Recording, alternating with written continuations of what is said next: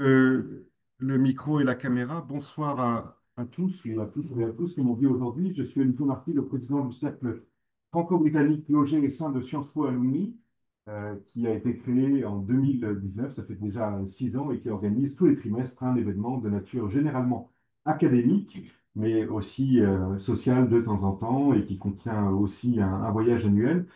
Et c'est à ce titre que ce soir, nous sommes très heureux de recevoir Sonia Yazidi et les représentants des différents partis politiques britanniques principaux, les Lib'Dems, les Conservateurs et les travaillistes, pour faire vivre le débat démocratique, ce qui est particulièrement important en soi et encore plus quand on pense à l'avenir en impliquant des jeunes, parce que les jeunes sont bien entendu le futur de nos différents pays. Et alors, en constatant la liste des thématiques qui seront couvertes ce soir, on se rend compte à quel point la France et le Royaume-Uni sont proches et touchés par à peu près les mêmes problèmes, en particulier la sécurité, l'immigration, les questions européennes et les questions institutionnelles qui seront débattues ce soir au cours de trois brèves tables rondes, mais qui seront, j'imagine, assez vivantes et passionnées. Chacun défendra ici ses convictions et c'est très bien ainsi. Et donc, je voudrais à nouveau vous souhaiter la bienvenue et un très très bon débat. Naturellement, si vous êtes des anciens de Sciences Po, je sais qu'il y en a parmi vous, n'hésitez pas à vous inscrire au Cercle franco-britannique pour recevoir nos invitations aux différents événements. Et n'hésitez pas à rentrer en contact avec nous, et moi en particulier, pour suggérer des événements qui vous intéresseraient. Voilà, Sonia, je te laisse la Merci parole. beaucoup, Olivier. Je vais passer en anglais, désolé. Mais juste pour dire, thank you so much, Olivier. Without your support, this wouldn't happen. I want to thank our fantastic speakers, Hector from Labour International, Hannah representing the Lib'Dems, and Michael representing the Conservative Party. And thank you so much to Morgan for being so kind to be our moderator today. Just for a bit of context before we launch the debate, Hector actually reached out in his role as France representative of Labour International.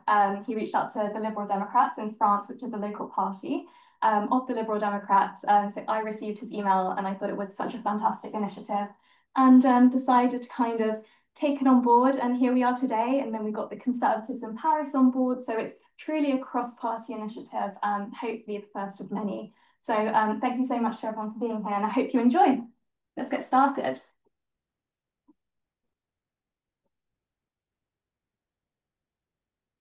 So first of all, thank you everyone for being here. Good evening. As Sonia introduced me, I'm Morgan. I've been doing debates slash model of United Nations for 6 years from now. And that's how I met Hector that contacted me for being the kind of moderator today. So with that being said, I'm just gonna explain how we're gonna work today. So as they already know and how they already have been prepared, we're gonna start with a small introduction by each parties. So it's just to give a bit of context for everyone and for them to have the chance to present themselves. And after we're gonna go topic by topic. So as we said, 3 topics on different kind of discussion, different issues, as we can say. We'll be discussing if it's actually an issue or not. And then each time they're gonna have like a small introduction on the topic, and then you're gonna have they're gonna have 5 minutes to exchange between themselves, and you're gonna have time to ask a question on this specific topic. So it's gonna be 3 parts, and at the end, with the remaining time that we have, we're gonna open the floor to more general questions, so you can ask any point that you feel should be answered, or you want to know the position of each representative today. I hope it's clear for everyone, and with that being said, the debate is now open, and I will give the floor to the laborers. So Hector, you have the floor. Yeah, of course. It's the whole point. I'm aware. For as long as I can remember, I've always believed in government as a beacon to bring about positive change. I believe in the power of government, a people-oriented government, in improving the day-to-day lives of working people. A government guided by decency and common values, one that rejects division with chaos, and chaos with a clear plan and a sense of direction. I believe in the power of fairness, openness, and equality, and with a pragmatic approach, believe they can be applied to benefit the many and forge a better Britain. Since 2024, this people-focused Labour government has focused on cleaning up the mess inherited and building a better Britain. We've delivered 5 million more NHS appointments. We've taken back control of our railways and set up Great British Railways. We've rolled out free breakfast clubs across Britain, supported by businesses such as Sainsbury's. We've reset international relations and we've ditched the disastrous Rwanda plan. But friends, our time is now and our work is far from complete. With a clear plan and strong commitment, we can improve our country, reject decades of division, failure and entitlement. We can once more bring back decency and dignity to public life and transform government into a vector of public service and a catalyst for genuine change.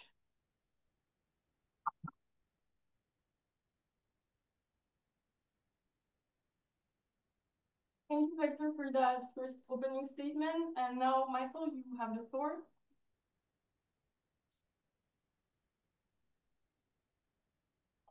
All right, everyone. I'm going to be speaking from the heart. The sole purpose of debating is to ascertain the views of all the participating members, all the participating parties of the debate, in order to get to the truth and the common goal, which is the betterment of the life of every UK citizen or every citizen in every country where debates happen. And in democratic societies, debates are the way people get their voices heard. And with that, and because of that, I hold it to be extremely sacred to me. And I hope today we are going to show a very fine example of how debates are undertaken, how to get different points and place them together in the common spirit of finding out. I'm sorry. In the common goal of getting to a common understanding to move forward together in the future. In my opinion, which happens to be aligned with the conservative opinion, obviously, the role of government is to let the people and give them the conditions in which they take control of their own lives. Every individual has the capacity to lead their own lives as best they find, as best as possible, as best as they deem possible, which is, and the way to do that would be to get off their back, let them keep the fruits of their labor, yada, yada, yada. We all know conservative talking points. And we are going to be representing them today. And so thank you all so much to all the efforts and all the initiatives, especially from Hector, that came to bring about this beautiful event together. Thank you. Thank you.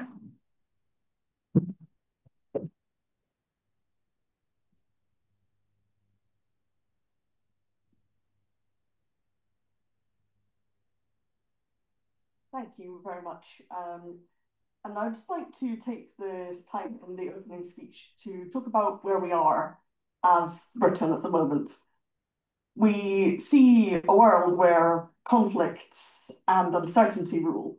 It feels like nothing works as it should, and where people have lost hope and lost trust in governments to do what they promised.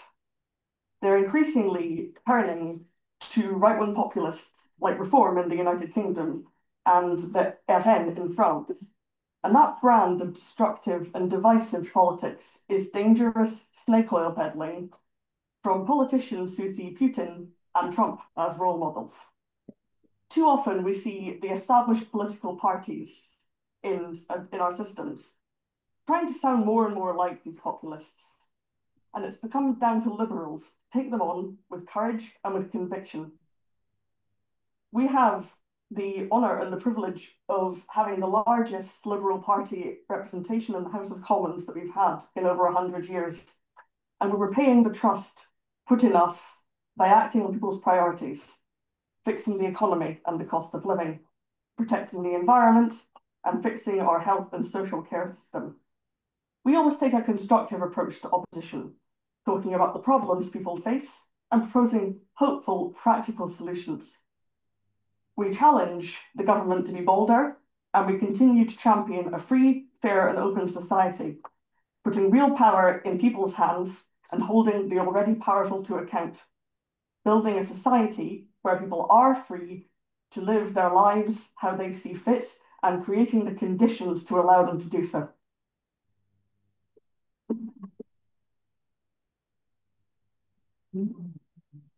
Thank you all of you for those first opening statements. And as I explained before, we'll move on to the first topic. So during the time that they speak, and after they exchange, you can think about the question and the point you would like them to elaborate more on. And we will give you the time after to ask those questions. So with that being said, the first question, and I think an important one, is should the United Kingdom rejoin the European Union? And with that, Hector, you have the floor. I believe in the right to choice. So let me be clear.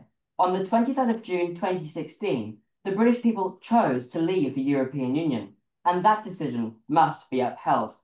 The Labour Party has no plans to rejoin the European Union, nor return to freedom of movement, the single market, or the customs union. But we are turning the page, refreshing the canvas, and restoring Britain's place on the international stage. That's why we've signed ambitious trade deals, supercharging growth and breaking down barriers to opportunity. It's why we signed landmark trade deals with the United States, Germany, and the European Union. It's why we decided to ditch the mess left by the Tories, who crashed the economy and left ordinary, hard-working people to pay the price. With regards to the EU, we have committed to mutual cooperation from the outset, with the Prime Minister chairing the first summit with the EU post-Brexit on the 19th of May 2025. We've also integrated into the e-gate system, speeding up travel times, as well as the SPS agreement and numerous agreements on trade, food, and defence. It's time to turn the page, start afresh, and reset our relationship with the EU, for only together, with a clear plan and a sense of direction, can we build a better Britain, fit for the many and not just for the few. Thank you. And with that, Hannah, you have the floor. Thank you. The Liberal Democrats will fix the UK's broken relationship with Europe. The Conservatives' disastrous deal with Europe has been an unmitigated disaster. It's harmed our economy. UK trade is down 15%, and economic output down 4% based on official forecasting. It's trapped small businesses in red tape. It's left our farmers and fishers unable to sell their produce to our nearest neighbours. Liberal Democrats are the only party to have set out a pathway to take the UK back to the heart of Europe once more. We acknowledge this will take time and that this is a process.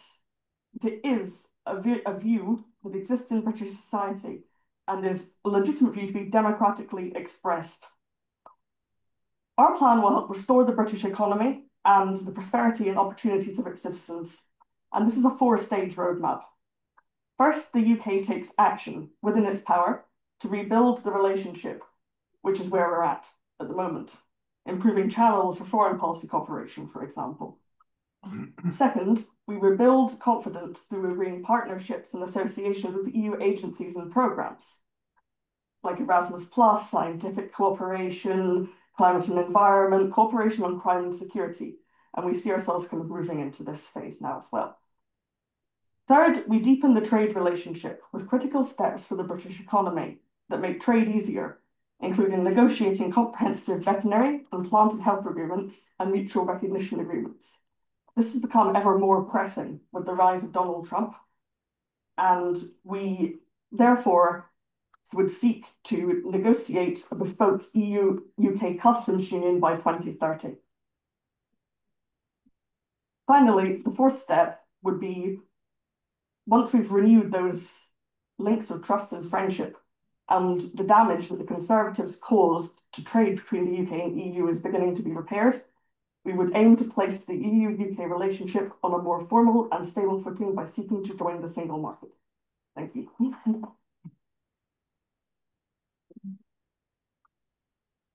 Thank you for that speech. And now, Michael, you have the floor.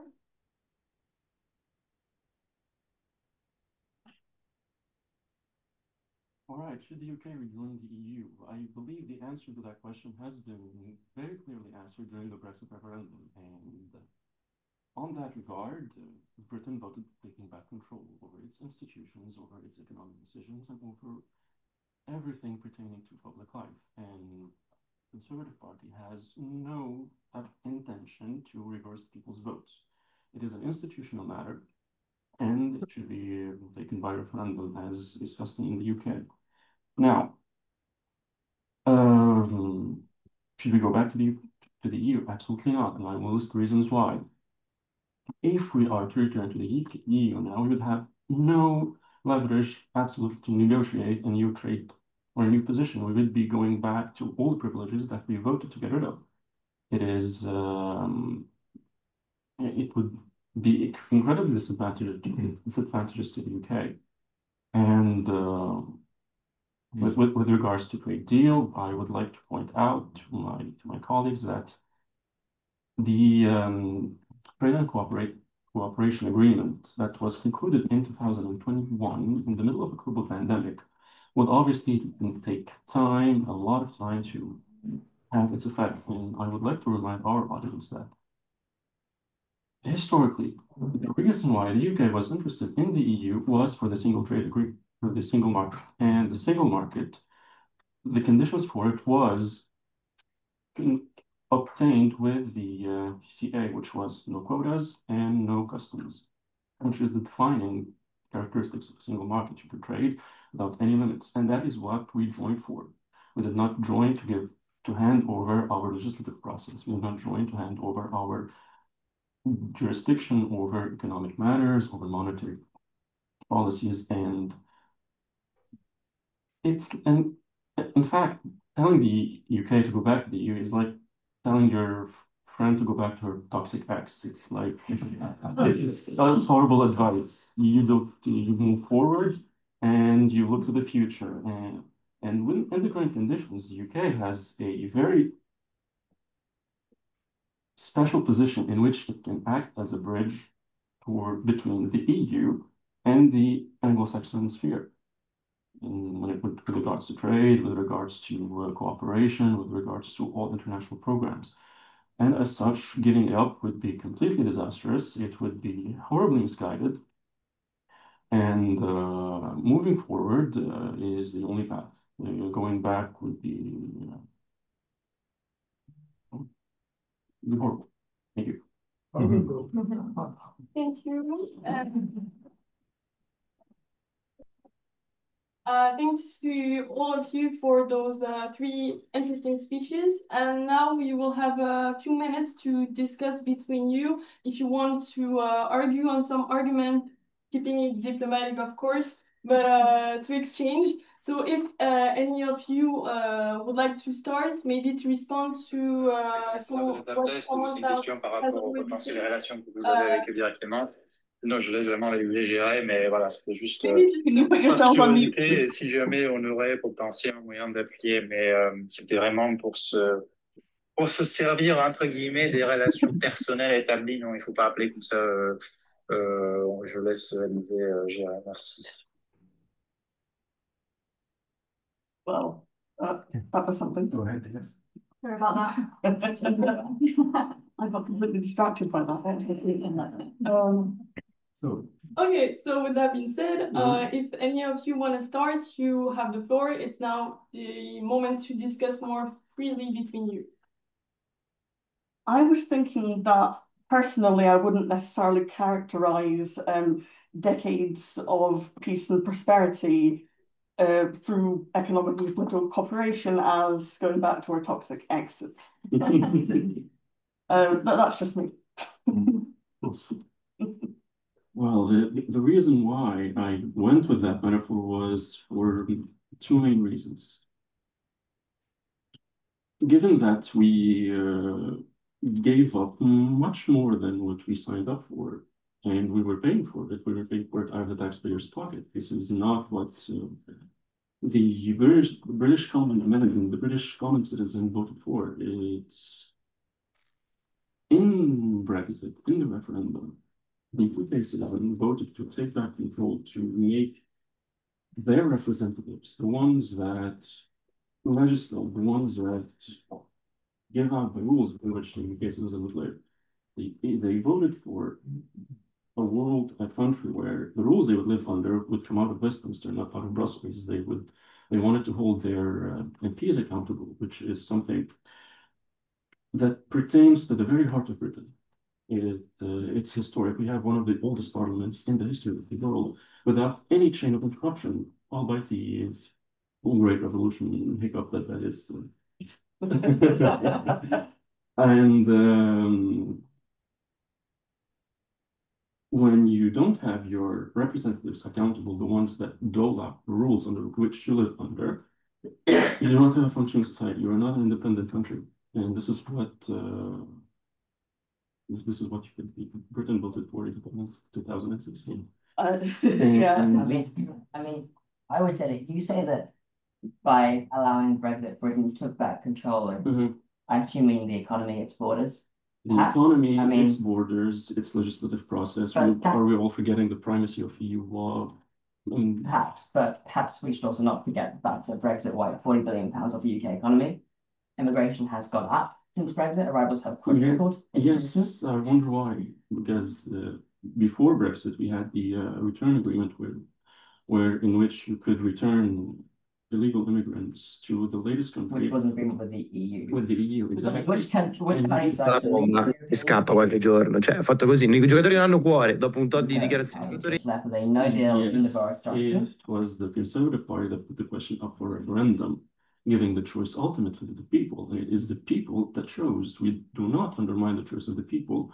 We are their representatives, and whatever they choose, we go with them, and we hope for the best. We do our job. And yes, no one said it was going to be easy. We're reversing years of entrenched policies, and it takes time. It takes a lot of time. And for that, it would be complete folly to assume that everything is going to be fine overnight. No. And we keep forgetting the pandemic that would have wiped out the economy under any government. It's not just the Conservatives or the Labour or any other party we will come up with. A global pandemic that halted the economies of all the countries. You should not forget that. I mean, perhaps, but then I would ask you, did the British people vote for a sensible departure from the EU? Or did they vote for a crashed economy, increased immigration, and quite frankly, a disastrous government? Well, we are going to talk about immigration in the third point. We are. The Conservative created artificial backlog of asylum claim. No, to be honest, I'm a Scot. So when we talk about different levels of government, and when we talk about the primacy of the EU or of Westminster, or we've existed with these things for a very long time, layers of governance. It doesn't make it undemocratic to be a Scot living in Britain. It doesn't make it undemocratic to be a Brit living in the European Union. No, because there are different layers. There are different layers of power. And it's quite interesting to see people who supported Scottish independence and support remaining in the EU, as well as people who opposed who have these different conceptions of power, where they are willing to stay in one union but not another.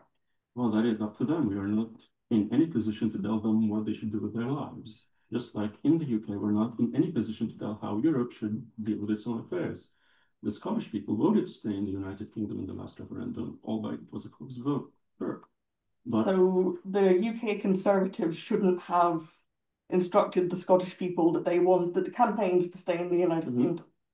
No. Or is it a legitimate position that a political party may wish to campaign on an issue of political relevance? No, I'm sorry, I do not understand what you're saying. It's a legitimate issue for political parties to discuss Scottish independence, whether they're for or against it. That can continue to happen despite the fact that we voted to stay in the UK in 2014. I would vote no again, but it's all right, it's legitimate politically for that debate to continue and for all Brits to be involved in that debate. The same thing applies to the European Union. Yes, and we did leave the European Union. That is the difference. And we can continue to litigate it. Had we voted to stay in the European Union, we would stay because we would still be under agreements that we've already agreed upon. And should the Scottish people ever vote to leave the UK, which in my honest opinion would be a tragedy and a loss to the UK, it would completely erase it because the whole of the United Kingdom began with the Union of Scotland and England. But if they would choose in a democratic process, in a referendum, then it is their absolute right and it's their sacred right to exercise their democratic will. My point is that democratic will is not something that necessarily remains static and unchanged for the rest of eternity. No. And it's, even if there is a decision one way or the other, it's politically legitimate for parties to discuss whether they agreed with it or not. Well, yes, that's why we're having this debate. This is why Which is why it is acceptable and legitimate for people to want to rejoin the European Union. People are entitled to their opinions, that's for sure. Yes. So it's not an undemocratic concept to think about our relationship with the European Union moving forward as something that changes and grows and perhaps becomes closer. I am for all of it to become closer under the conditions that we remain a proud independent nation. We did join the EU for the reason of cooperating with all the other nations. And I might remind you that in the moment when we joined the EU, this was the idea in all of the heads of state at the time. It was the idea of Charles de Gaulle that when France would join the EU, it would join as in a leading role, not in a subordinate role. It just so happens that these countries are so fundamentally different with their relationship with each other. And the UK, in that sense, is unique. But then I would ask you, are you saying that Britain wasn't a proud country, was part of the EU? It was. But the British were not proud of being British and the EU. It was a proud country. It was a proud part of Europe. We fought for Europe. The UK fought for Europe on 2 occasions and won 2 world wars to preserve liberty in Europe. That is not something it is a part of our patriotic pride. But you cannot tell me that if we join based on the assumption that we're joining just for the single market, and then we get dragged into the unique monetary policy and into giving up. Which didn't happen. The UK never adopted the euro. No, we only had the opt-out clause, which here's the thing. Here's what I find so counterintuitive with the opt-out clause. If you don't like the destination on which a train is heading, you don't get on. So why?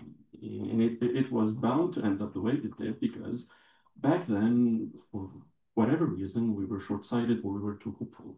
And it is a tragedy that it ended up this way. So now we have a chance to correct course and to have a healthy relationship with the EU, which is something I think all of us would agree upon. Yes. We've always had a multi-speed Europe. There's always been different levels of cooperation on different things. And I would also dispute that the EU, when we joined it, was solely a single market. There was always political cooperation involved.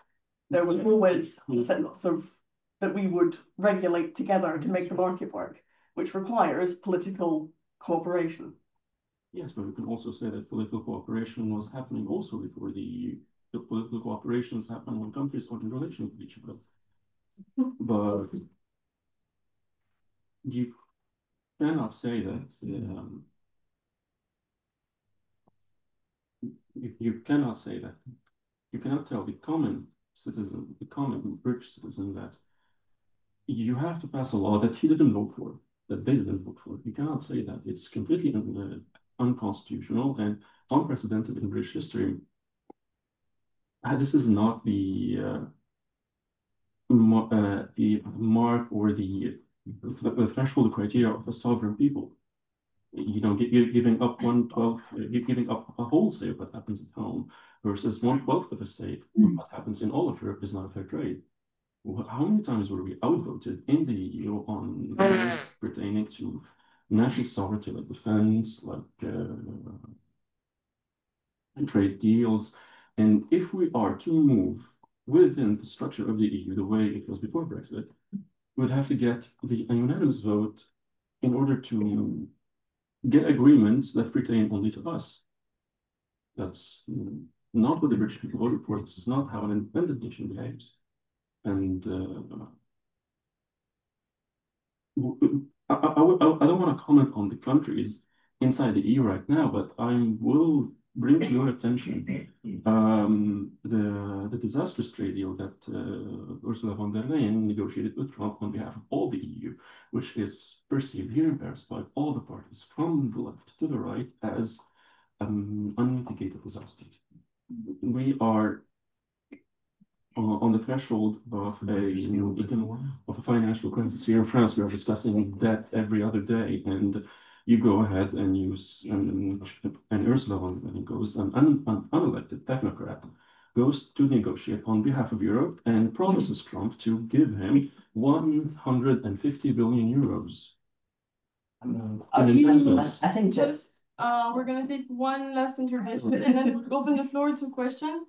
I'll let You can. I would just refrain from calling one of our biggest allies run by an elected technocrat. I think that's perhaps an insult to the European Union, as she's elected, she voted, she is a strong ally, a strong partner, not an insult and a union which you work very closely with by whom? under this Labour government, and we are proud to be. The commissioner.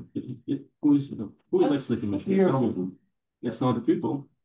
Unfortunately, They're we're a gonna close partner. stop. It's They're close to close allies of the Labour government. They are close. Strong relationships. Then I think we're who gonna elects them? have time to discuss on this topic after, and then we'll open.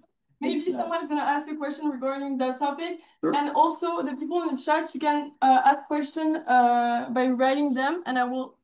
Oh wow! Okay. Okay. Okay. We're gonna start with the question in the room. You can start. Yeah, on the back.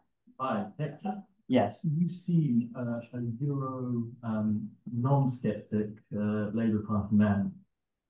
In your opinion, do you think that the Labour Party, should the opinions of the UK, or this polling in the UK, or this, at least the general feeling in the UK, if there is a mandate, for example, to rejoin the EU, do you think Labour would ever run a second referendum, or do you think that that's and for your personal, of course, it's My personal opinion. Yeah, do you think that Labour would be? I think that Please, before answering, Yes. can you rephrase it maybe so everyone can?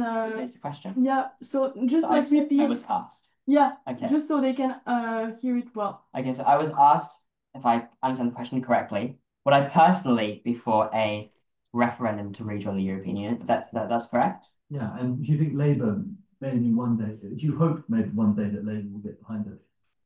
I would hope that Labour gets behind many things. I would say that the mandate for rejoining the European Union makes a lot of sense. I would say that I think it's a question of time, personally. I personally wouldn't be opposed to rejoin the European Union. I don't think it's the right time right now. I think it's best to consolidate those relationships with the EU before we rejoin, negotiate perhaps a better and stronger deal with the EU. But I think that down the road, rejoining the EU would make sense for Britain. I think there's no point denying it outright. Thank you. Then you can go to question. Yes, okay, thank you. Thank you, Hector, for your comments. I like them very much. I'm just wondering if there isn't a contradiction between what you call for, which is getting closer to the EU, building on the cooperation that was laid down in the recent summit in the end of May, and the fact that, if I'm not mistaken, Britain rejected the prospect of paying £6 billion in order to participate in the European Defence Investment Partnership. Right. How do you explain this contradiction? I would say that. I tried to repeat the question. I think Or was it's it filled fine? I enough. think it's okay. I would say that obviously the relationship with the EU is a working relationship. It's one that's built on mutual trust.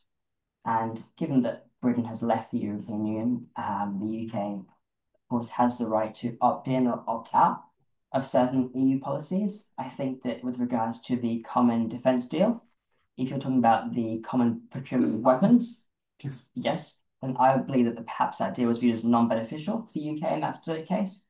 But I don't think that one denial by the UK government into one agreement necessarily excludes all other partnerships, and I would sincerely hope that the UK continues in a path of cooperation with the EU on multiple topics, and hopefully defence as well in the future. I hope that answers your question. Thank you, Hector. Yes, you can. Thank you. And I'd like to preempt this by saying that I have attempted, but I'm not very good at short questions. So please bear with me.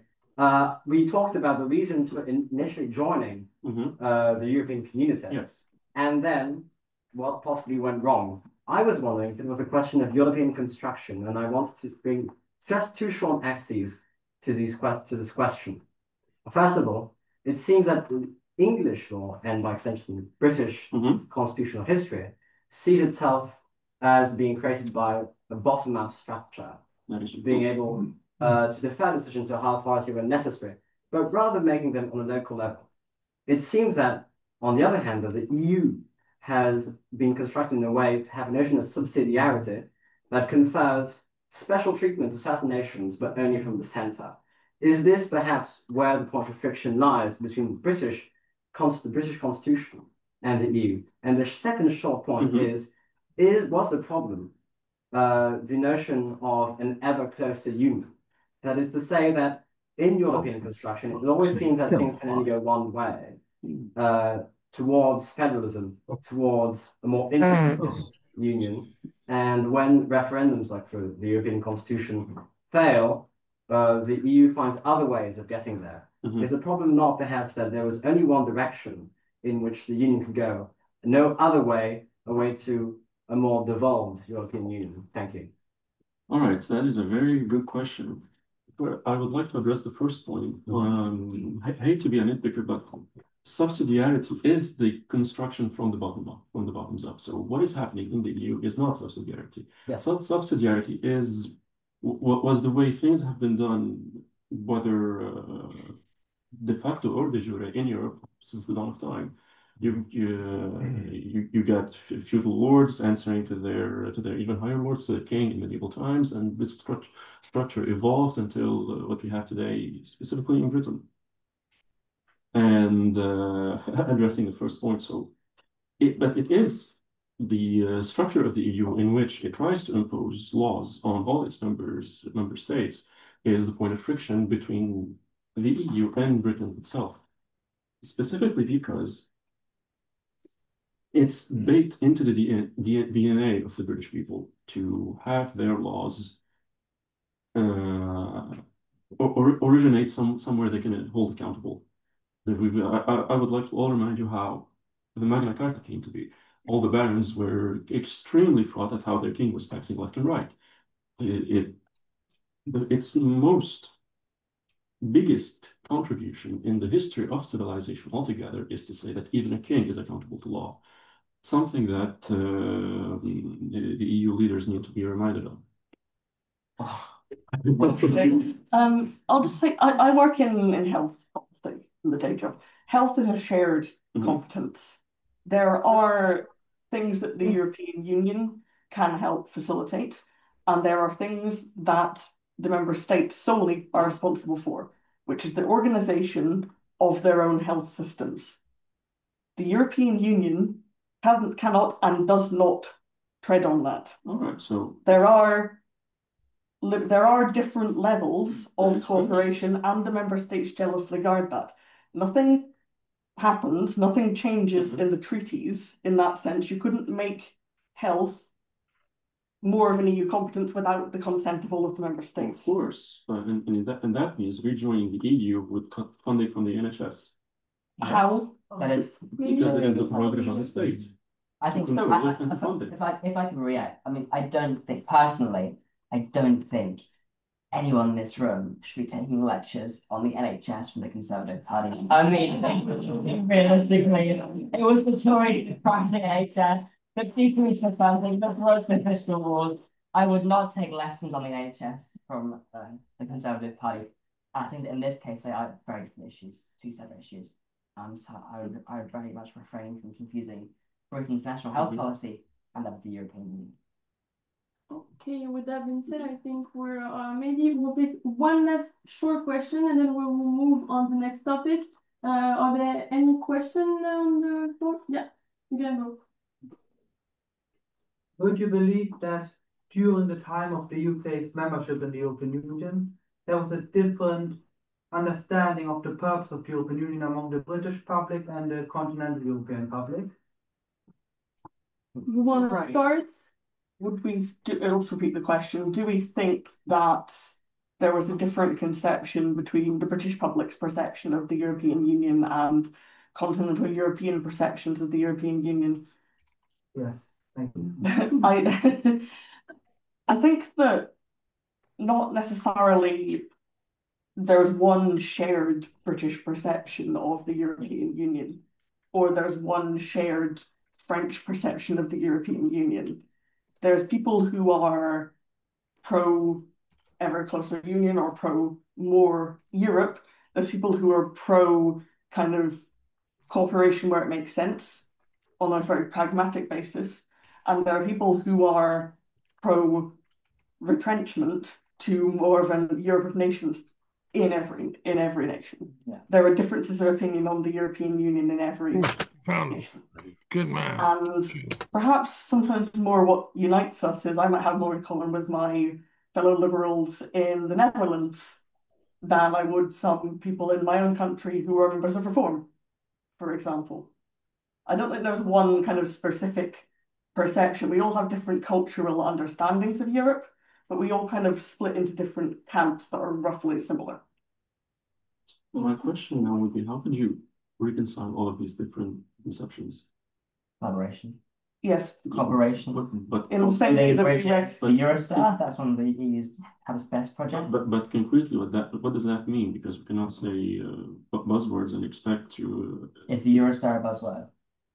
A concrete high-speed rail link is a buzzword. Centered around Berlin. How does that cooperate? I thought the Eurostar between Brussels to London. Yes. And Paris. We were talking about different railway projects. Okay. But we do it in the same way that we're doing it right now. Yeah. Okay. We have discussions about what we want for the future of Europe. We had a conference on the future of Europe. We've had citizens' juries. We've had European parliamentary debates. We do what we're doing now. Yeah, we talk, we discuss, we confront. Perfect. Okay, so for those interesting exchanges, and thank you for all of your questions. Now we will move on the second topic, which is the United Kingdom electoral system urgently needs reform in order to better represent the modern electorate. So with that being said, we will start with Hannah, followed by Michael, and finally Hector for those small opening statements, and we will follow the same procedure. That's a strong word, but you understand. And then maybe we'll make the exchange time between the three of you shorter, so then we can more interact with the public. Yeah. Okay, grand. Thank you very much. Liberal Democrats have long campaigned for change to our broken political system. The Conservative government created a crisis for democracy in the United Kingdom with cronyism, with rule breaking, with constant sleaze scandals. And it's our political system that allows governments to take families up and down the country for granted. We need proportional representation to make sure that every vote counts. Because first past the post, what it does is creates a winner-takes-all system, incentivizing parties not to work together, but to pull apart. And it emboldens those who want to pull the UK apart. It's unfair, it's unrepresentative, and it undermines the legitimacy of our democracy. Improving our democracy is important in itself, but it's also a necessary step to building a better country, with good schools and hospitals, affordable housing, safe communities, and clean air. Because if we have that better, stronger democratic representation, politicians and parties have to focus on the things that matter to people, better public services and a fairer society. They can't just win an election on 30% of the vote. They need to speak to more people. They need to listen to more people, and they need to represent their opinions. It's at the moment, we have a completely unaccountable system where you can focus on a particular constituency of people who have a particularly strong opinion but are a minority. And you can win elections like that. And that's the risk facing us at the moment. The spectre of a reform government elected by a tiny majority of Brits. Well, the vast majority of people don't want that kind of society. We can't let this keep happening. Thank you. Thank you for that speech. And now, Michael, you have the floor.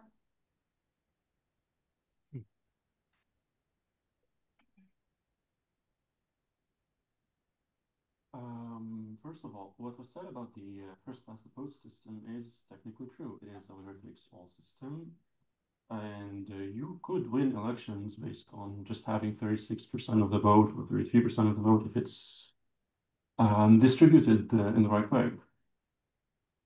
And but first of all, one of the benefits of that system is that it doesn't face parties together, it faces ideas together. And if an idea is popular enough to have enough support in enough areas of Britain, then that idea would win. Whereas if you got, say, a proportional representation that would, yes, allow people to get more of a, like, say, proportional, it's in the name, more of a proportional representation in Parliament, it would not solve much problems because, well, the people, when they vote, they're not voting to put just put someone they like in Parliament. They are voting to solve a problem. They're not voting to put someone they like. They're voting to get to advance on a certain issue. And when someone gets voted in, it's because that someone is presenting a solution that seems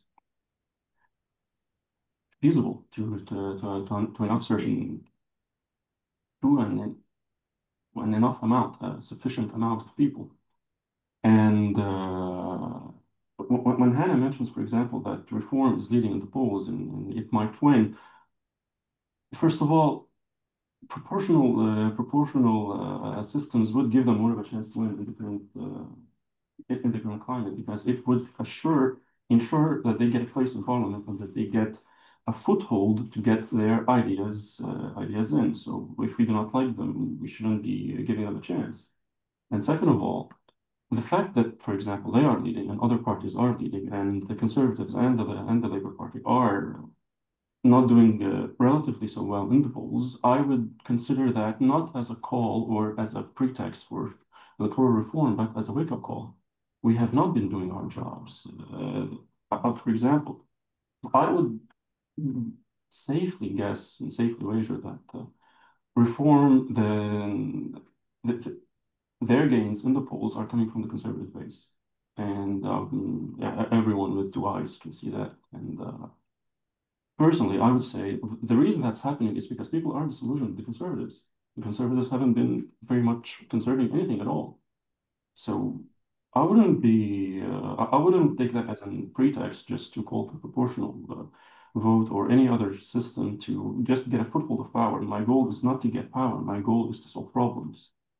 So I don't think electoral reform is the way to go. I think it's misguided. It's missing the forest for the trees.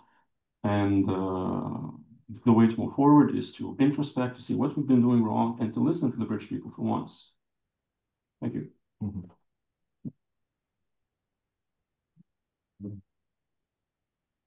Thank you, Michael. And finally, Hector, you have the floor. Our opinion on electoral reform is very simple. If you work and pay taxes, you should have the right to participate actively in political life. It's why this Labour government has delivered immense changes to our system to truly reflect the dynamic, vibrant, and diverse electorate of modern Britain. That's why we've committed to extending the right to vote to 16 and 17-year-olds, emancipating our youth and allowing their voices to be heard. But more than this, this Labour government has committed fully to our youth. We've boosted education funding by £4.7 billion, bringing it the highest funding per pupil in British history. Because we wish to ensure our young people have access to the skills and knowledge they need. And more broadly, we are innovating to reform Britain's electoral system by introducing common sense policies, such as our plan to introduce a universal identity card, streamlining the electoral process and cutting back red tape left by decades of Conservative chaos. For Labour, we don't believe democracy is a static system, but a system requiring constant protection, evolution, and change to ensure our democracy is a democracy that works for everyone.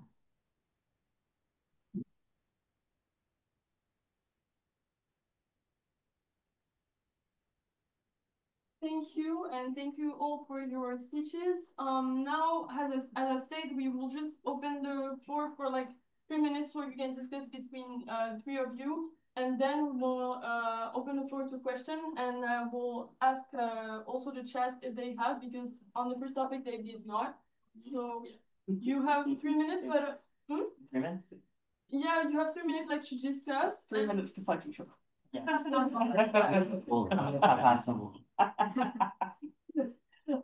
I'm messing around. Yeah, no, I have managed to lose my notes, which is impressive considering that this is a notebook that's in front of me. But what I was essentially writing was, if we have, say that we do have Reform leading in the polls, what PR would do would mean that leading in the polls with less than 50% of the vote doesn't automatically mean that you get to govern, because you have roughly 65% of the country doesn't want you to govern, and that those parties can negotiate to form a majority.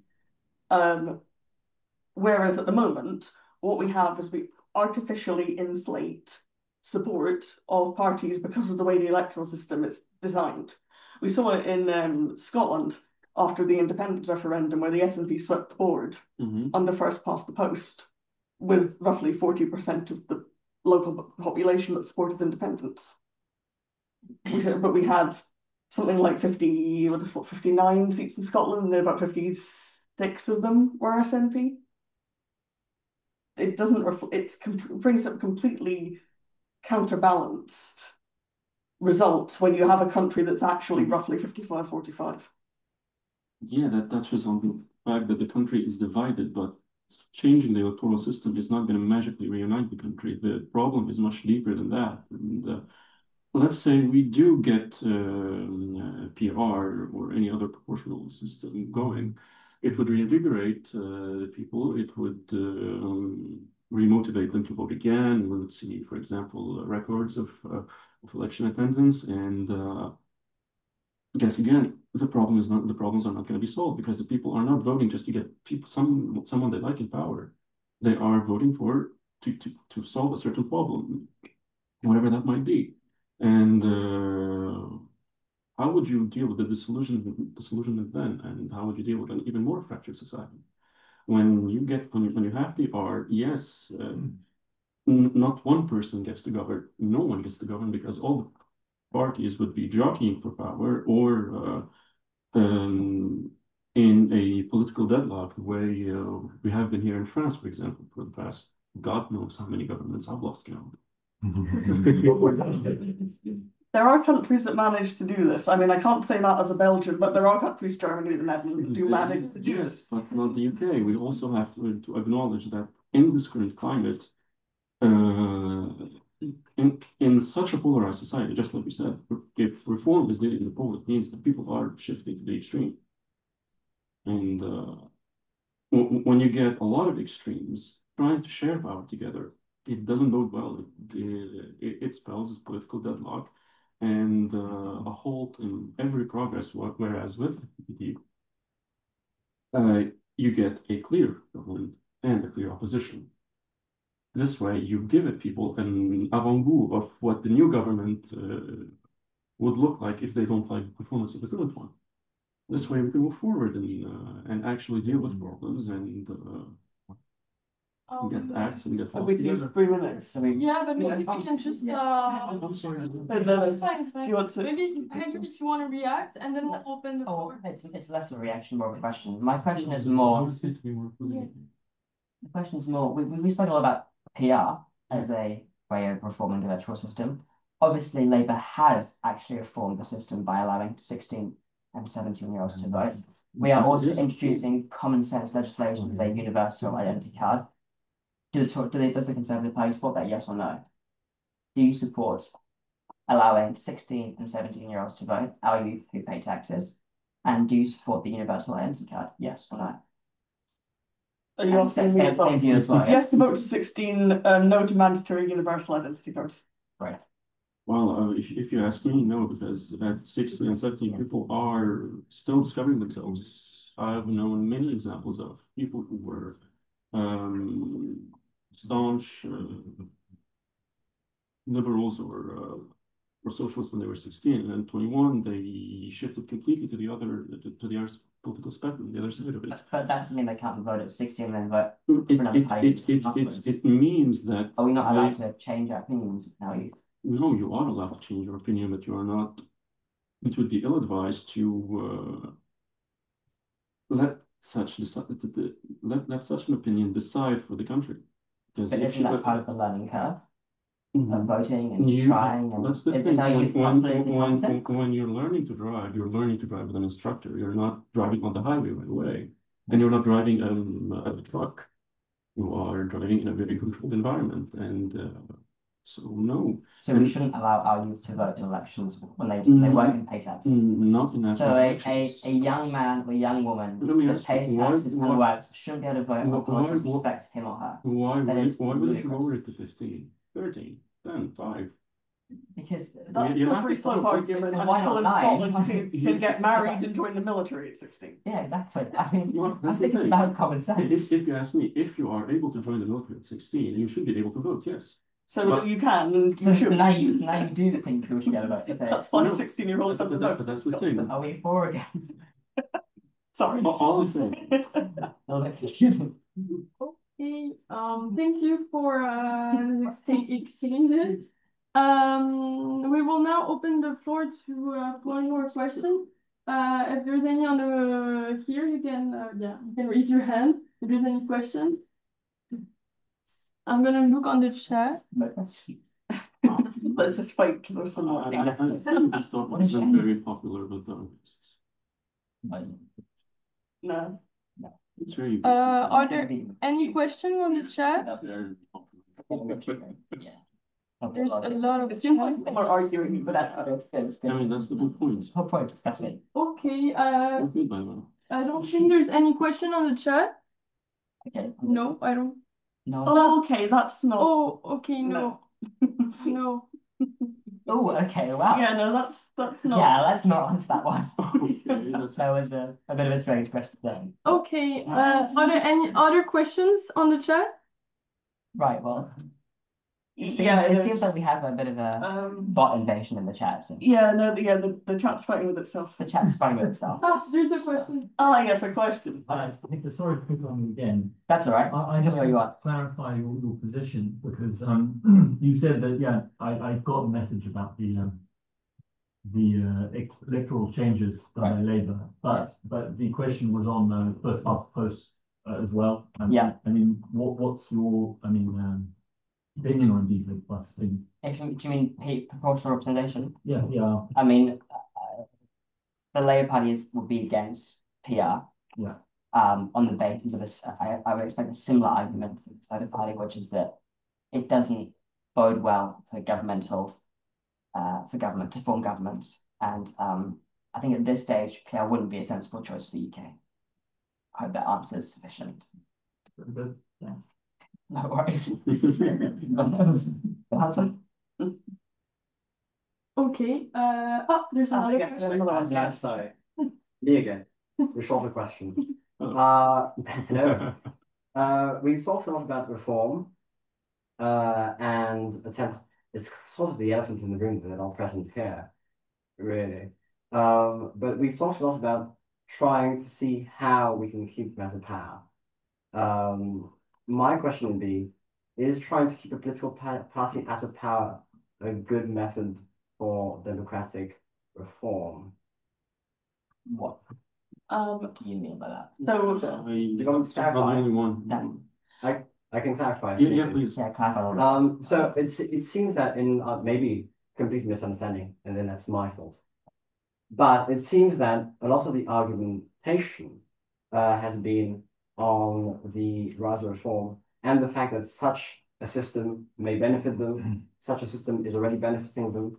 Should we be basing it off solely the fact that a political party we don't like is gaining ground? So one of the arguments on electoral reform has always been about whether it empowers it's about whether changing to a more proportional system empowers the extremes. This discussion was had during the AV referendum as well, where some people argued that it would give more power to supporters of minority parties. But I think in a democracy, it's legitimate for political parties to discuss who they would and wouldn't work with. So, for example, in Scotland, some of us wouldn't work with the Scottish National Party because we don't support independence. It's not undemocratic per se to want to form an alternative majority to that of the largest party. In some countries, we have a cordon sanitaire, where you don't want to work with a particular party because they are extremists. And it's not, I would say, undemocratic to not want to work with the extremes. That's a legitimate political choice that parties can make. Any of you want to add something on the topic?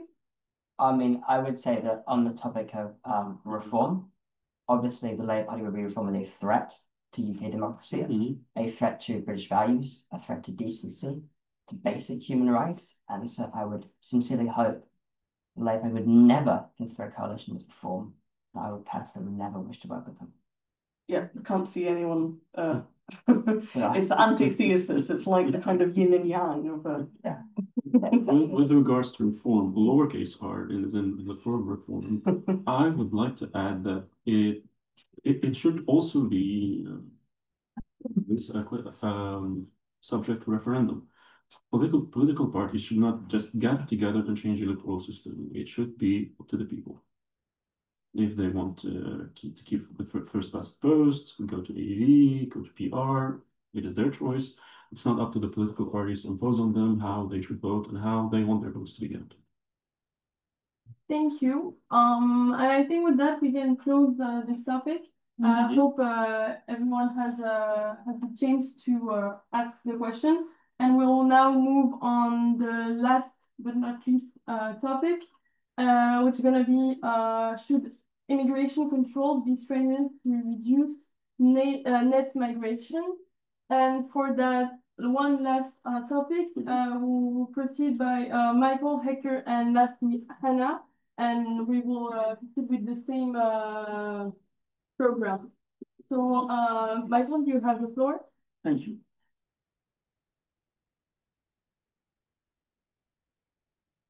All right, this is a very hairy topic.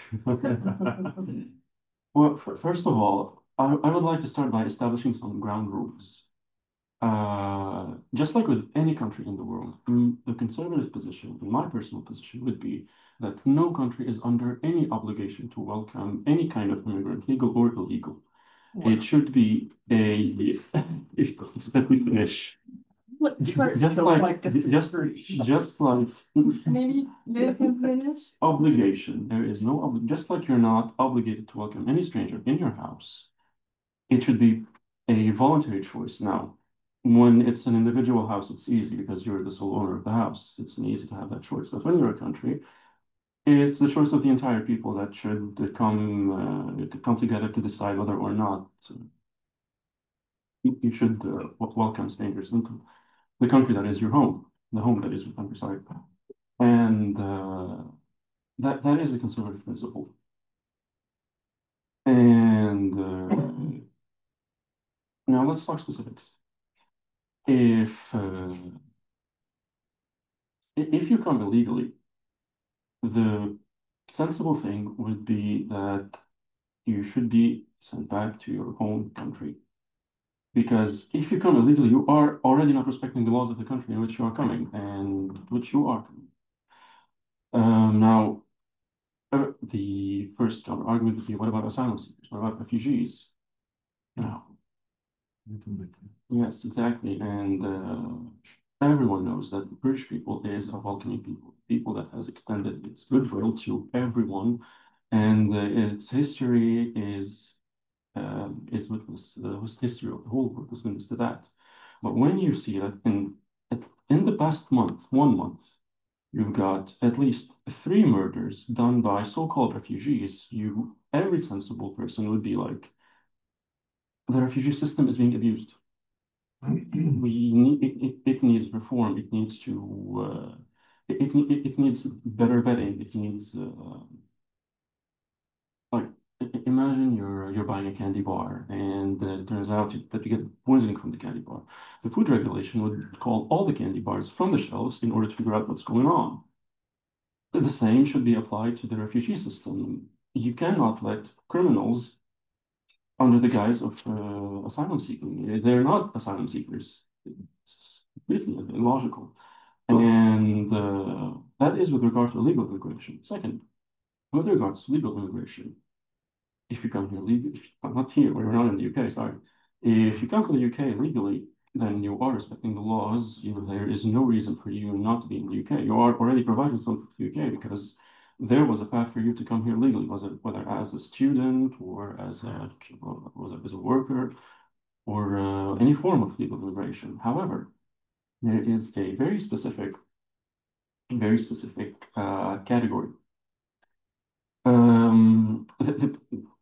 The people who do not integrate well, they make a point of not integrating. Like, for example, when you got in the past month marches in London with people screaming Allahu Akbar in extremely violent manner, and there was one white man screaming on a microphone, "There is no need for this. We're all on the same side." The replies would be, "No, we're not. But we're not violently. This is unprecedented. You know, one of the foundation, the foundational pillar of legal immigration is integration. If you do not respect the rules of the country into which you are coming, even if legally, that means either you have lied on your values or you have. Why are you even coming if you do not respect the country to which you are? And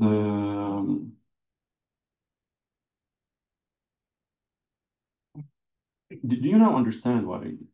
And there's a point. If you dare criticize it, say that no, there is a problem with immigration in the UK today, you might get the police knocking on your door. It's unthinkable that in a Western democracy you cannot voice criticism. It's unthinkable. What is it? What are they guilty of? Thought crime? It's. Do you now understand why World War II veteran Mr. Alec Penston broke down in tears on TV saying that their sacrifice was not worth it given the current state of the country? They fought for freedom. It's in his own words. They fought for freedom, and it was outright better in their day when they were fighting for it than today. That is his own words. And upon hearing these words, all of us ought to crumble in shame at what we have done with the country. It's we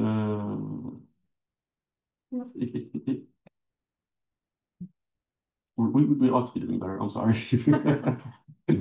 And yeah, that is all. Yeah.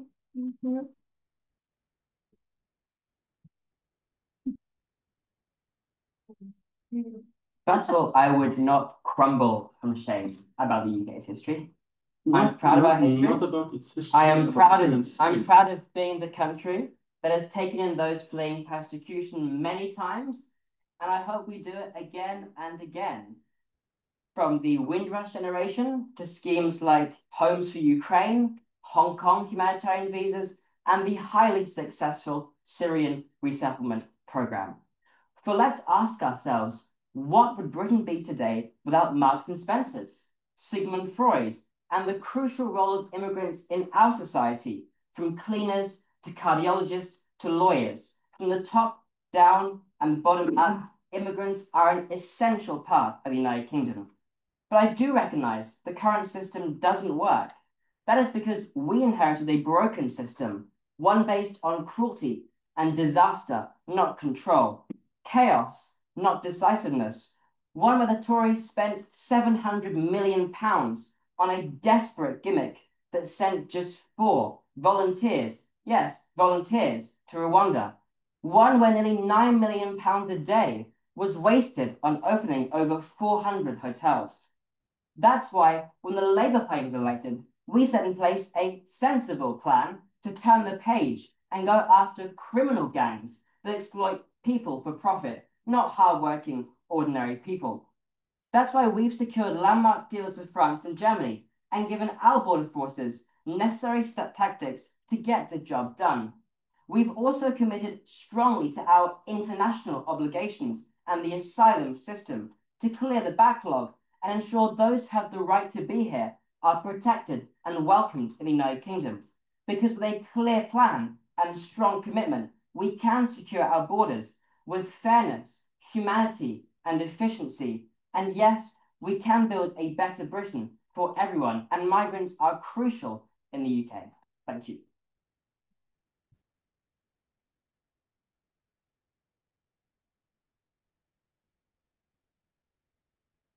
Thank you. If you'll allow me just to preempt my speech with a response to some of the things we've heard. What we should crumble in shame for is our inability to defend the European human rights landscape that we built as Britons, that we fought for, where every person's life matters, every person's rights matter. That is what we created, and that is what we should fight to uphold. And that is what we should be ashamed of ourselves if we allowed to be eroded. We've got a proud history of welcoming newcomers, people who seek to build their lives in the United Kingdom, and refugees fleeing war and persecution. But our immigration system has been broken by the Conservatives. They created damaging, cruel rules that prevented families from joining together, left them separated by unfair and arbitrary visa requirements, and mean British employers can't recruit the people they need. They've let the asylum backlog soar, costing the taxpayer millions, as we heard, while leaving vulnerable people in limbo. Public confidence in the system is shattered. Criminal gangs can take advantage of these people who are left vulnerable with no support, and the Home Office is completely unfit for purpose. The Conservatives closed down safe and legal routes to sanctuary, leaving people to make dangerous journeys at the mercy of criminal smugglers and traffickers. Fundamentally, what we need in an immigration system is something that works for the United Kingdom and our economy and treats human beings with dignity and with respect. That's not done with arbitrary targets and rules that do nothing to help British businesses and the NHS access talent from around the world. What the Liberal Democrats would to work with employers to identify the sectoral needs and develop a flexible, merit-based system that meets those needs as part of a long-term workforce strategy to address skills gaps from within the UK. Wasting money and time on failed targets and populist policies doesn't benefit UK business, doesn't benefit the economy, and it belies, it neglects the British tradition of welcoming newcomers with dignity and respect and upholding human rights around the world.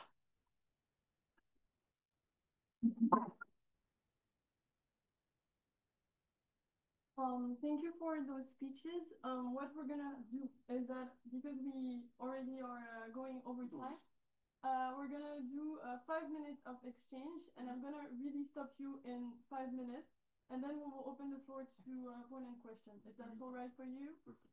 Okay. So and please keep being as diplomatic as possible. Okay. I mean, I think my first question would be, why on earth should the British people listen to the Conservative Party on immigration policy? I mean, it was 14 years of continuous chaos, continuous disaster. As I said, £700 million spent on desperate gimmicks which did not work. And I mean, why should the British people listen to Tories on immigration? Well, you bring up the Rwanda plan. May I remind you that the Rwanda plan, for all its faults, was brought to a halt by the European Court of Human Rights. So we cannot judge it on its... Also by the Labour government. It was, we scrapped that policy. When you went into power. Perhaps, but I mean, it was also unrealistic. We did not have the chance to find out since it was being halted. But we spent £700 million on a policy which sent 4 volunteers to a foreign country. You know, that could have paid for 95 million free school meals. Yeah. And yeah, exactly. And I think that also, and this may be a slightly unpopular opinion, the immigration debate in the UK right now it's a media frenzy. Last year in the UK, 37,000 people arrived on British shores illegally. Your government, the Tories, left 4.5 million children in poverty. Perhaps that's a much more important issue to be focusing on. That would be my view.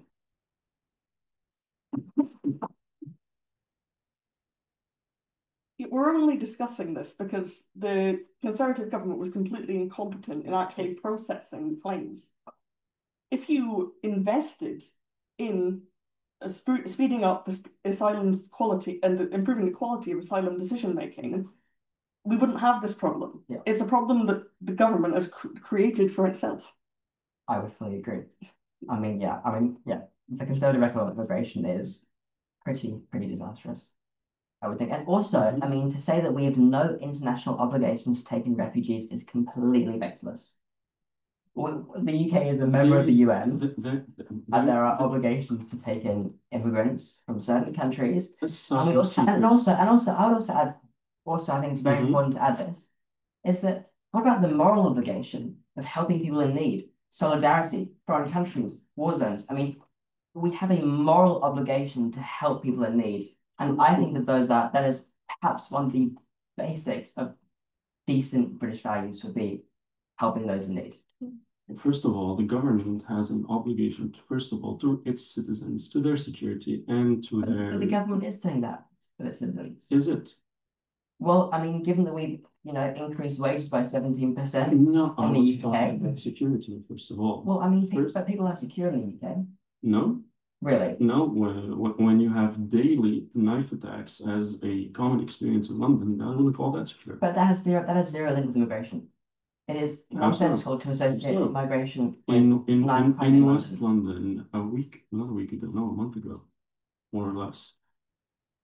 Wayne Broadhurst killed in broad daylight by a so-called refugee, an Afghan refugee. Why? He was just simply walking his dog. Yes, but you're conflating crime with migration policy. No, he came here under the pretext of the asylum system. Right. He is an immigrant. But you are conflating crime and immigration policy. No. It's completely, it misses the mark. It ignores reality for what it is, that when you have so-called refugees committing crime. But they're not so-called, they are refugees. They're not so-called refugees. They are so-called refugees. I mean, I would have full confidence in the governmental analysis of immigrants. I think they are refugees, not so-called refugees. When you have a refugee committing crime, right? Yes, it is. He has no right to be on British soil. But the crime rate of refugees is no higher than Britain. That's completely false. That is actually completely as an based. If you look at studies by Cambridge and Oxford, they clearly prove that crime amongst immigrant communities is no higher than amongst white Britons. Yes. And to be clear, that is not the point.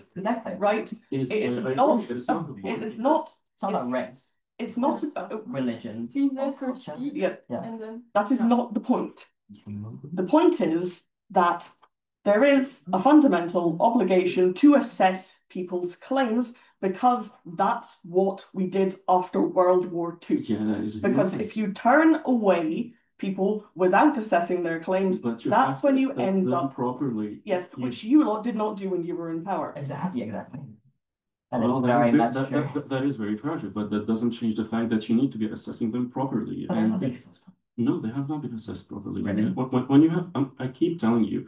First of all, you were telling me that the rates of crimes among immigrant communities and British people are not different. Well, I think that makes sense because in the end of the day, we're all human. So of course, it wasn't me who compared migrants to chocolate bars. I think I understand the migrant humans. My point is that it makes perfect sense, but the thing that we're all forgetting is that when you're an immigrant, whether legal or illegal, you do not kill your host. You do not commit crime against your host. You ought to be grateful. Right, but I don't think anyone's supporting immigrants committing crime. No, the point that... But when you still see it in a systemic matter, even if it's just 10%, because, for example, even if it's just a minority, the vetting system needs to be improved drastically. I think that... Because, first of all, when your own citizen commits a crime, that is a very classical case. We've dealt with it for all of mankind's history, and it has never caused controversy. But when you're a guest in a country, you should the last thing you should be doing is committing crime. So why are we even letting in people under the pretext of refugee? They're refugee. You can't. After that, we're gonna take one last intervention by the two of you, and then we're done. Imagine that John Smith is an asylum seeker, and you assess John Smith's case. You sit down, you interview John Smith, you decide to admit John Smith to the United Kingdom as an asylum seeker because there's a founded evidence that he would be at risk of persecution if you sent him back to his home country. That is what you've assessed. John Smith then goes and commits a crime. Yes. It doesn't mean he was never at risk of persecution. You can't predict that he's going to commit a crime. You can assess his tendency to commit crime. How? You can. How do you assess someone's tendency to commit crime? Well, first of all, because you do not simply stab someone walking down the road. Yes, but you don't know John Smith is going to stab someone until No. How can you assess it? How can you assess it? The tourists have you can assess their mental health. You can assess if their values integrate well with British society. You can assess whether they are a sensible person or they are someone who's unstable, for example. You could assess that. You cannot tell me, for example, it is completely normal for an Afghan refugee to kill someone. But no one's saying it's normal. I don't think it's it's normal. But you're not proposing any solution to solve it. If they knew he was going to kill Because we someone, invested billions into actually solving the problem instead of desperate gimmicks. And with that, we'll now close the exchange. So now, if there's any question on the chat or in the room, you can raise your hand. You have a question? Yeah, I have a question. So for Hector, correct me if I'm wrong. I totally agree with you. I think the Rwanda scheme was a terrible, terrible, disastrous idea. But what Labour has implemented now is kind of one in, one out scheme. Correct me if they didn't implement that. Yeah. Okay, so let's just break down what's happened. Right. What the Labour Party has done now they're in government. Under this scheme, essentially, it's a scheme between the UK and France now. If the UK accepts, one asylum seeker, France will accept one illegal immigrant in return. Right? Yeah. However, the first person who was sent out of the UK under the scheme, sent back to France, do you know what he did? He then got a vote and came back. Came back on a vote, yes. So what is Labour doing better than Conservatives? I mean, I think that's taking a very specific case. I mean, you're taking someone who has slipped through the net. It's a similar notion, pretty though, sure. the Rwanda scheme, this kind of idea of shipping people out on planes, on boats. It doesn't really work, though, does it? I mean, I think that it's a very complicated, situation, and that, arrivals are down in the UK. Numbers have dropped. And of course, it's not a problem that will be solved overnight, as I think that we've established, it's reversing 14 years of mismanagement and conservative chaos and immigration cannot be done in a year. And it's an early system, which is, of course, being put through its perhaps trial phase, I would say. But I have no doubt that with a competent and successful Labour government, that we can implement a system that works and brings down those numbers. May I make a suggestion?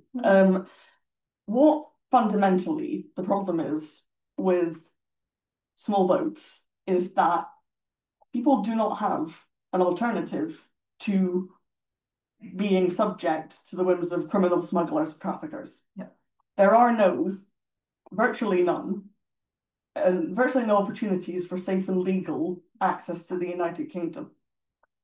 You don't have humanitarian travel permits, so you have to try to access UK soil in a dangerous, irregular manner at the whim of organised criminals. What you need are safe and legal routes, resettlement schemes, family reunification, humanitarian travel permits. So you take the power away from the smugglers and the traffickers, and then you have that investment in processing people's claims. They don't have to arrive on small boats because they have a humanitarian travel permit to get there safely, where they can be processed effectively and returned if they do not have a legitimate claim to need international protection. Thank you. With that said, there's another question. Yeah. Yeah. I just wanted to ask specifically Michael about his opinions on immigration and his flawed reasoning of refugees specifically committing crimes. Because how many non-refugees committed crimes in the space of the month that 3 refugees did commit crimes, as you said? And how many of these, for example, of these crimes were committed by men? Should we deport all men? This can't be defended as a refusal of refugees to integrate into British societies. For example, we can say in the case of violence against women, we can see in Australia, which has some of the strictest immigration laws in the entire world, it also has one of the highest rates of femicide in the entire world. And also with, you can assess immigrants and you can assess refugees for their mental health risk and their risk of committing a crime. Do you not believe that there are individuals who were born and raised on UK soil who have mental health risks and whose values do not align with those of a safe and sane Britain? Well, that is a very good question. First of all, we cannot be conflating problems when you have violence against women, which is a problem, a very grave problem, and violence against or other types of crimes. Conflating that these two problems would be counterproductive. I know it's very easy to get enraged at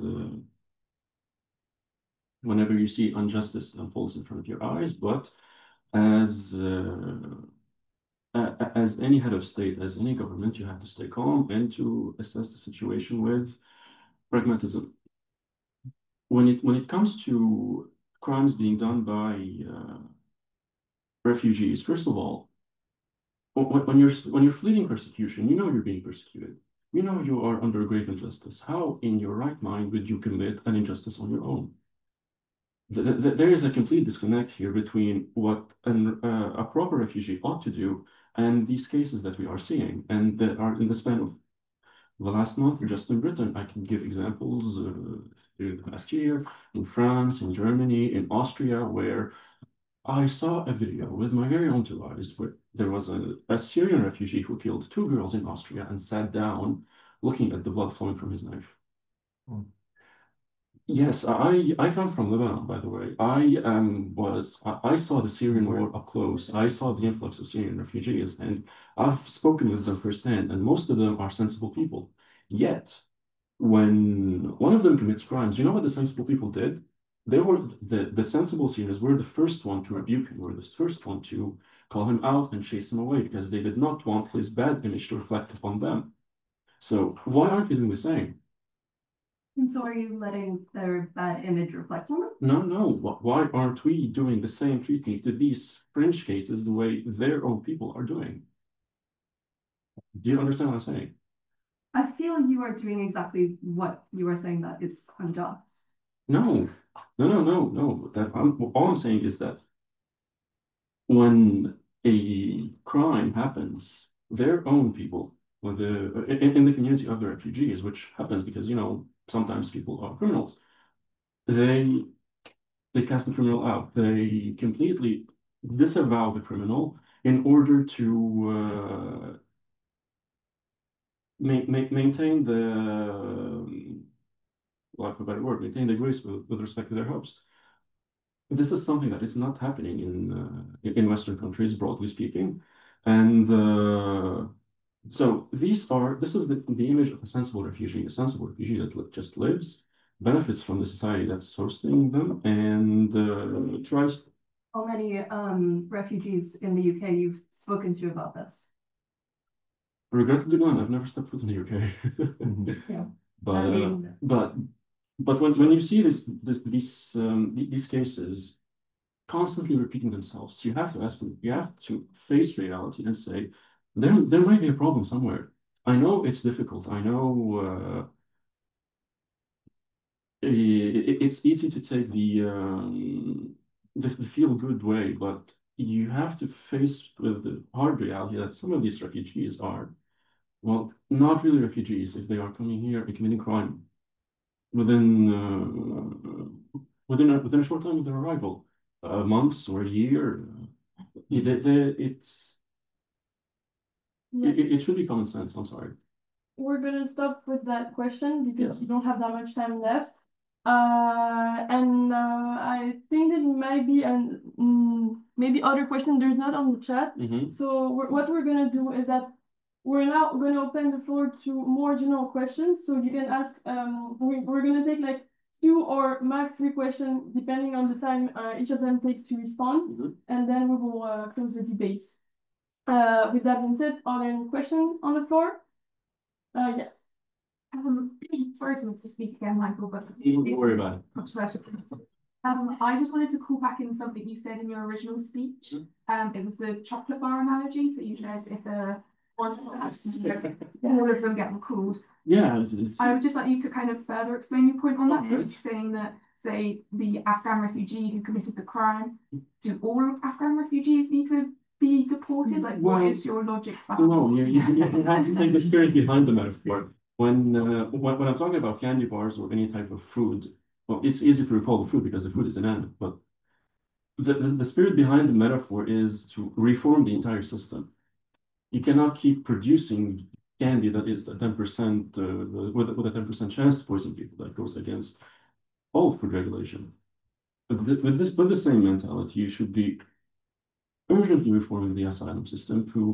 For example, in Germany, when they started welcoming Syrian refugees, they hosted them at the borders. That was a very great idea. And then they initiated programs to assess them, see their capacities of integrating the country, because, you know, some of them are educated, some of them are already accomplished members of their respective fields. And they only needed, for example, language lessons in order to integrate well with society. Some others were completely on the other side. So that system seemed to have worked well for them relatively to all the other countries. While when you see that there's a systemic problem, you implement an urgent measure. This is what I meant by the metaphor. It's not deporting everyone. It's unfeasible, unwanted, and it would hurt people because there are actual refugees and actual asylum seekers who deserve the goodwill of the British people. And it's a goodwill that is handed to everyone who needs it. Thank you, Michael. Are there other questions? Maybe someone at the asked a question. Okay. I want to ask you a question. Yeah, I do. Yeah. Okay, so It's okay for yes, me to ask you relevant. I'd like to ask Michael. Yes, please. I'm sorry to be a bit No, that's what in contradiction with what you are arguing, but to keep it nice and quiet, I'd like to ask about the shifting patterns of migration to the UK. If I understand correctly, since Brexit, there is an increase of non-EU migrants to the UK, while there is obviously a decrease of EU migrants to the UK. How do you assess this? Do you think non-EU migrants are sort of better than the EU migrants? Well, it's not about EU or non-EU that makes you better or worse. It's well, obviously the EU migrants would decrease because we left the EU and the free movement zone. What criteria you should be evaluated on to?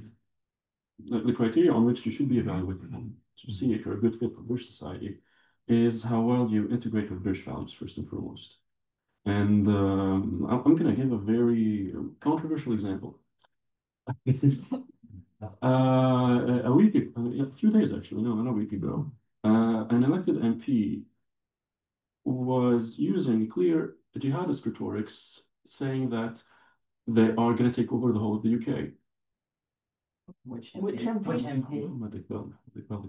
Something like this. Right. That is he was an independent MP. I mean, I'm sorry, but this kind of rhetoric should be unacceptable in Britain. You said the jihadist. No, not jihadist. In a clear jihadist rhetoric. He personally, he was personally saying we are going to take over the UK, the whole of the UK. Oh, it is true. It is true. It is true. I'll show you the video. Don't worry. Okay. I would love so. Love to show it to you. He was saying that in a clear, in the same way that jihadists speak. Personally, I know how they speak. I've suffered them for most of my life. But then the Indians or people from China, are they good for the UK society and economy? Well, as far as I see, as far as the data shows, they integrate incredibly well. They contribute to British society, and they do their job. They live their lives the way British people do. Well, I don't see any reason why they shouldn't be. They should be in the UK. No, my problem with immigration is first and foremost the security of the citizens. Which applies to citizens of Anglo-Saxon origins or the citizens of Indian origins.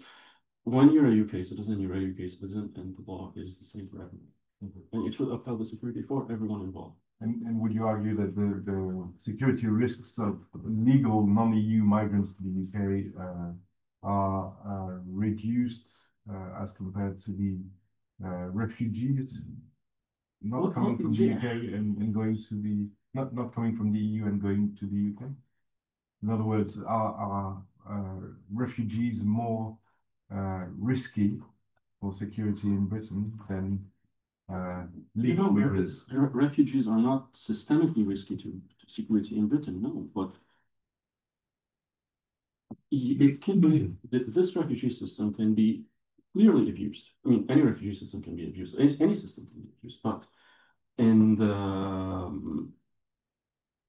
the way some people think from the countries that are generating refugees because they are highly unstable with wars and persecution and all of that, these people that come under the guise of being refugees, they have absolutely no regard for the Western way of life. They know that out of our own goodwill, we will let them in because we would rather get all the innocents in and all the true asylum seekers in, along with a few fringe cases, in order to not keep any innocent person out. I mean, they know we would do this. They know we do not allow ourselves to let. I'm sorry. Am I speaking too much? No, it's okay. You're answering the question, so it's okay. But maybe what we're gonna do is that you can react, and Hannah's gonna react, and then we're gonna close this question. Very well. Okay. I mean, I think that it's sort of astounding, I would say, where we've reached a point in time where we now view legitimate refugees and we talk about with such a dehumanizing language. They know. I mean, they're not calculating, malicious individuals. They're ordinary people like you and I. They work hard. They understand British culture. They understand British values. And I think that, as someone who actually has someone whose father is Australian, and who, when John Howard in 2007, the Australian president, came up with this whole idea of illegal immigrants being these dangerous, violent criminals, I mean, I think that it's time to really shift away from that highly divisive rhetoric. It's rhetoric that actually just divides the British people. Why are you listening to what I was saying, please? I was listening to it fully, and as someone who's actually grown up in the UK, I personally find it quite shocking because I know a lot of people who came to the UK as refugees. I have friends who came from Syria, who came from Afghanistan. I have friends who came from Jamaica, and they are hardworking, decent people whose parents work hard and they integrate into the UK. So I would highly restrain from the highly divisive rhetoric that seeks to divide the British people into categories. Do you know what really divides the British people? Not looking the problem in the eye. This is why reform is winning. But we are looking problem in the eye. We're not looking at the problem solutions. in the eye. No, we're not looking at solutions. I'm not admitting that there is a problem for I'm superheroes. not admitting it. I'm saying that there is a problem, but the solution is not to dehumanize hardworking, legitimate refugees. No one is using that. You are putting words in my mouth. It's actually put in place honest policies which don't target people based on race or religion or origin, but simply view it as a numerical problem. Maybe, Hannah, you want to react? See, this is the thing is, the UK has had a hostile environment in place against migrants for an extended period of time. And it's hurting everyone. It's hurting new arrivals, it's hurting our society, it's breaking public confidence in the system. People have been being mistreated by the Home Office in this country. And if we're not being sufficiently aggressive or sufficiently cruel, I would hate to see what that looks like. Yeah. Because fundamentally, I've worked with asylum seekers in Paris when I was at SciencesPo and in Spain when I was with the Red Cross. People fundamentally who are seeking asylum are just people. Some of them might not have founded claims of persecution. Some of them might be seeking their fortunes. But you need to decide that by speaking to them on a case-by-case basis, by treating them as a human being with dignity and respect, because that, as a baseline, is what it means to be British, to welcome other people, to treat other people the way that you would want to be treated yourself if you were in that situation. And if it comes out then that you don't have a founded case for international protection, that's fine. Then the legal processes have been done. But I find that what people are, the underlying kind of, that we're not being harsh enough or we're not being strict enough. I don't know what else possibly could be done because you can't predict if someone's going to switch. Discerning enough. Yes. Because some people come here under the guise of asylum seeking. Yes, and the Home Office is aware of that. The organised crime, the National Crime Agency is aware of that. Yeah. The UK Defence Forces are aware of that. They call them hybrid flows. However, you can't assume that everyone is out to get you, because that way you are going to victimize vulnerable people who are fleeing persecution, and that's what happened with the hostile environment. They've been denied public services, they've been made homeless, they've been detained, they've been deported, and it is unfair and it is not British. Yeah, I agree.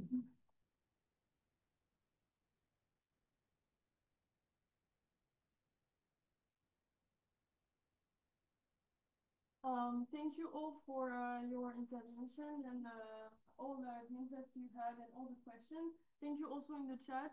There was a lot of exchange between them in the chat. With that being said, I'm so really meeting you all. And maybe Sonia, you want to add something for the end of the debate? No, just thank you to the three speakers for making this event happen. You've been great, and it shows that you might have very diverse opinions, but we can actually come together and organise a great event. I'm sure there'll be many more debates to come in the future, more discussions to have among us. Thank you to everyone for being here. I hope you can stay for a quick drink after. Happy to discuss it further amongst ourselves. And thank you to Olivier for all his support. Thank you.